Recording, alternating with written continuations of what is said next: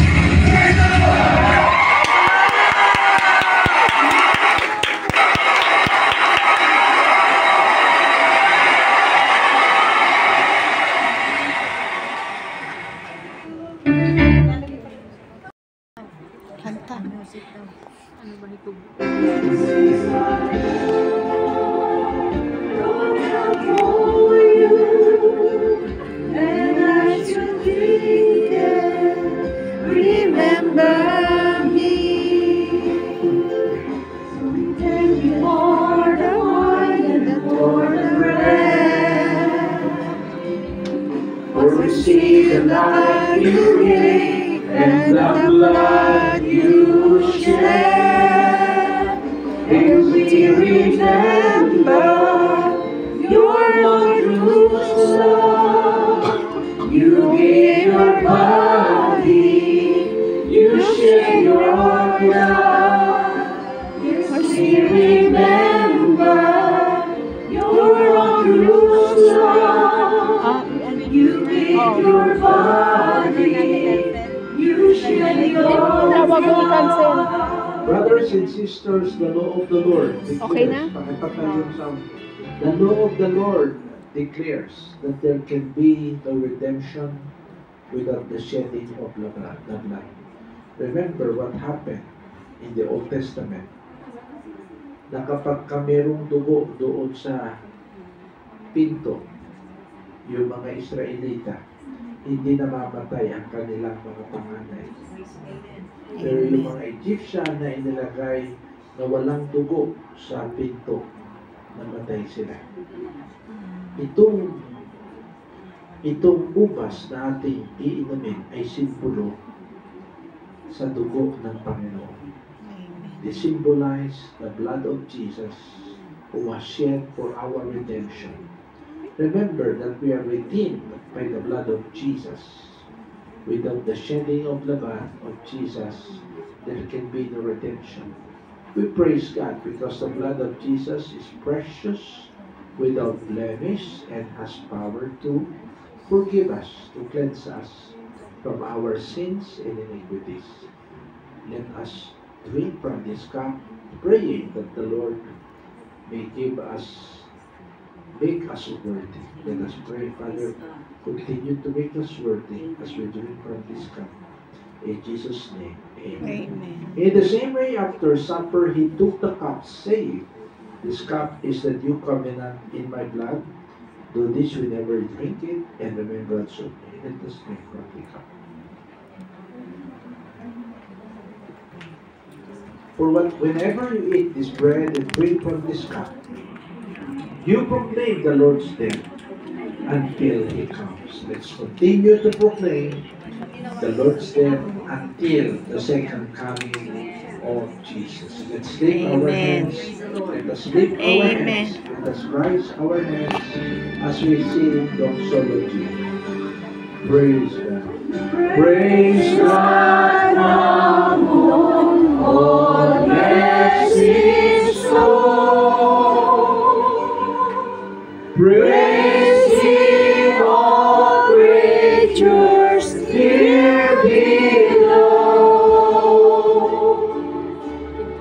Praise Him above, ye heavenly hosts. Praise Father, Son, and Holy Ghost. Amen. Amen. Let us praise the name of the Lord. Amen. May the blessings of God through Jesus Christ our Lord and the fellowship of the Holy Spirit be with us now and forevermore. Amen. Amen. Thanks God. Amen. Sing this benediction. Glory to God. Hallelujah. Sing so, So Lord, we have Yes, Lord, we believe that received. they have received your blessing. Is with us as we live, always remaining your love, and to your grace we will abide.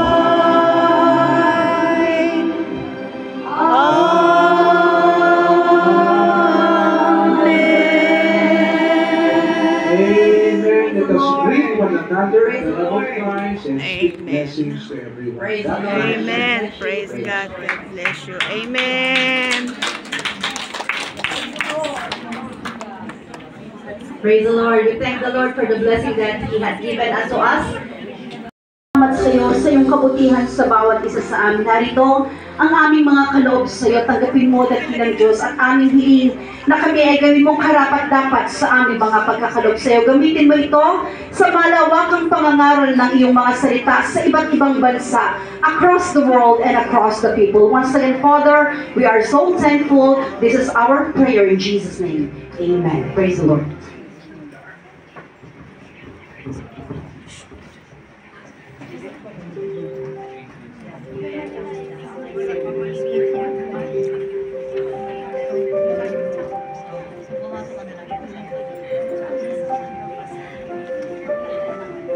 And Madam, binidyohan kita.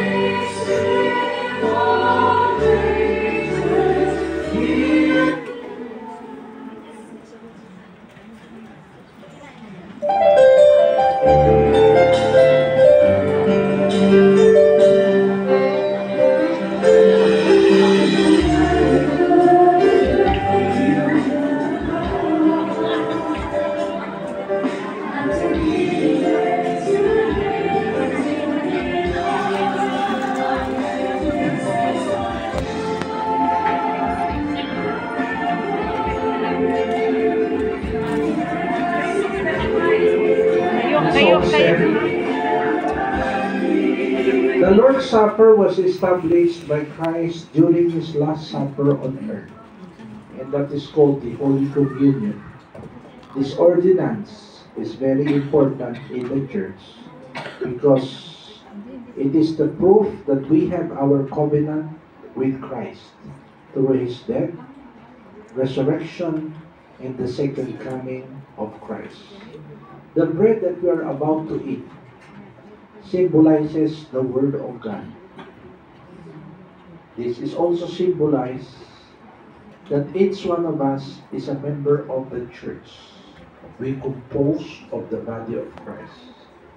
And above all, this bread symbolizes the physical body of Jesus that was beaten for our redemption. Let us pray.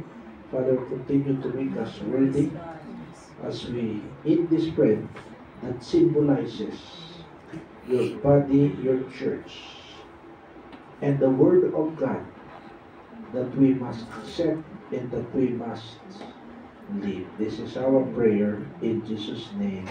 Amen. For I received from the Lord through His apostle in the church what I also passed on to you, that the Lord Jesus, on the night He was betrayed, took bread, and when He had given thanks, He broke it and said, "This is my body which is for you. Do this in remembrance of me." Let us eat the bread.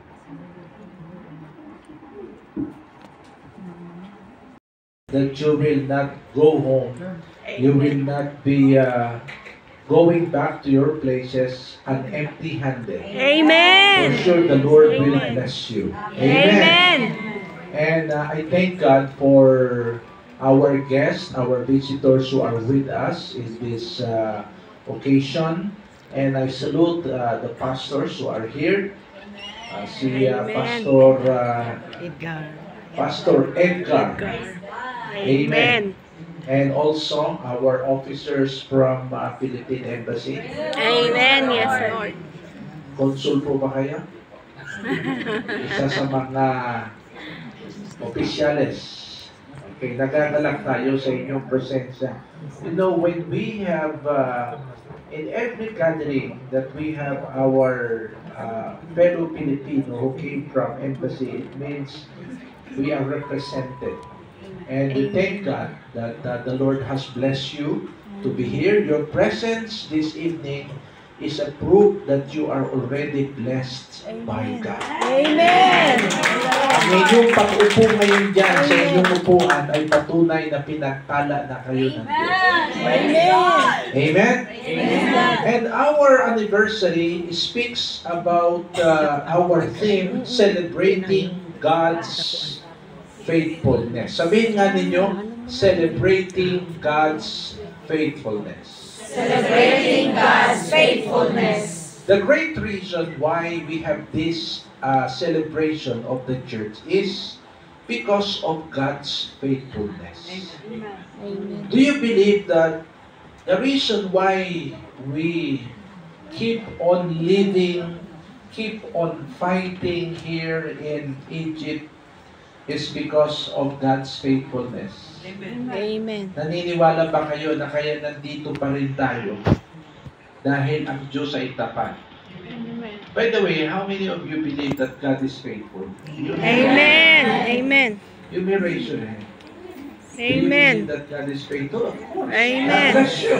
Amen. Each of one of us must believe that God is faithful. Because the very reason of our existence here in this country and in this life is because of God's faithfulness.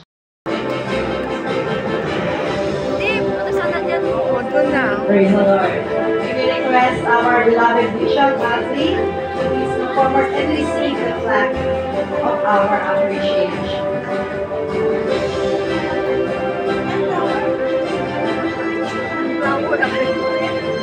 Will our greatest appreciation, this plaque is awarded or given to our Bishop Alvin Polacca on this day of December 6th, with the first church anniversary and Thanksgiving service of PNCC Court Watch, Agent Local, with team celebrating God's faithfulness, Psalms 89:8. In recognition of your exceptional leadership and unwavering dedication to overseeing the church as a whole, we honor your commitment to guiding our faith with wisdom, compassion, leading us to keep firmly the apostolic teaching and values. Signed, yours truly, the lay order of PNCC Court and the whole Egypt Church Local and the whole of us here celebrating.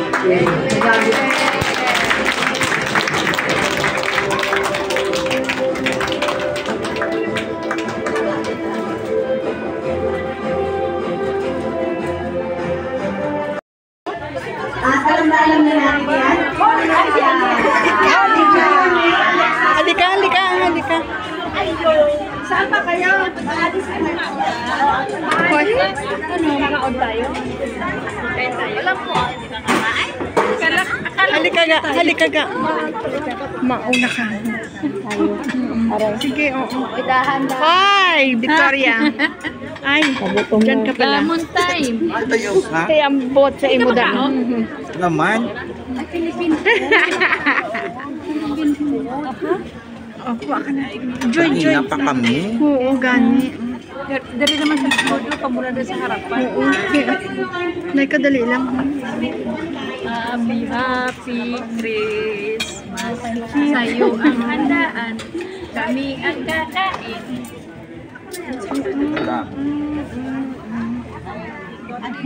Kaya kasi nagutom na si Gabriel. Nagutom na kasi Gabriel ko. Gutom na, nakabihis na. Kami hindi pa. Diyos ko, giamay. Mauna muna ako sa iyo. Oo. Malaki na. Oo, si Gabriel. Oo, sige lang. Si Gabriel ko nagutom na. Sige lang. Ay, very Gusto mo small. big plate? Yeah, olive. The plate is very small. Wow. Oliver, your mom and brother. Give them a plate. Feed plate here, big one, no? No, like kanin. Ayaw ko ng Ay, kanin. kaon mo ah. Palisit lang. Ay.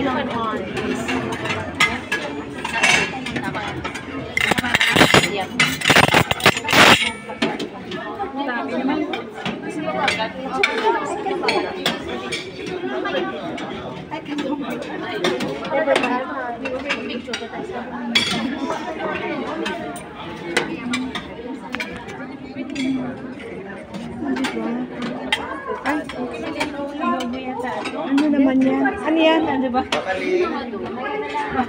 Ano yan? Baka? Baka sakali. Walang manok. Baka sakali. Manok. Manok lahat. Manok. Sige, manok ka. Manok. Masarap naman. Ano na sa karne?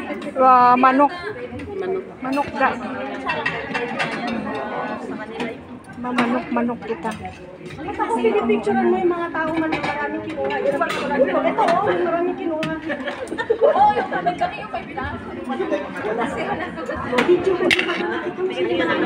Itago ko nga ito kay kidamo ni nga daan.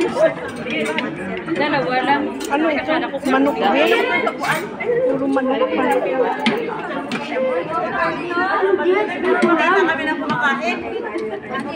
Ano ang gusto ko eh? Ayan na. Daing?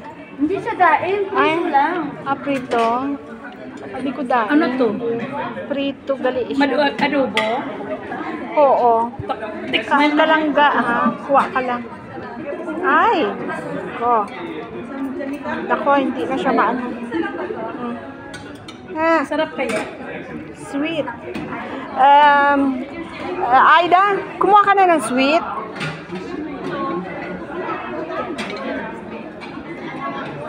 Ano to? Talong. Kuha na lang ako ng ano. Talong ga. Dalawang puto lang ah. Kagkutsinta.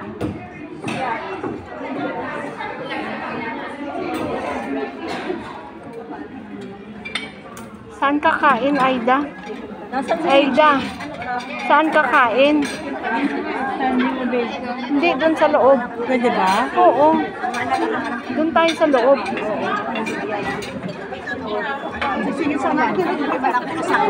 Ay, pwede mo mag-asawa din. Ay, daan lang kami, ga. Padaan lang kami. Thank you. Ayan. Ay, thank you po.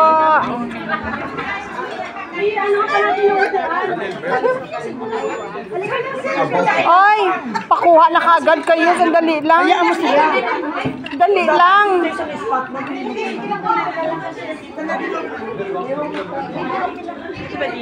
Oo. Oo.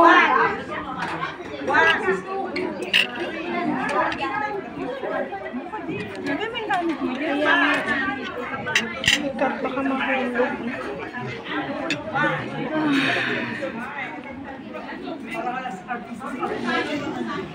Magpa-picture muna ako.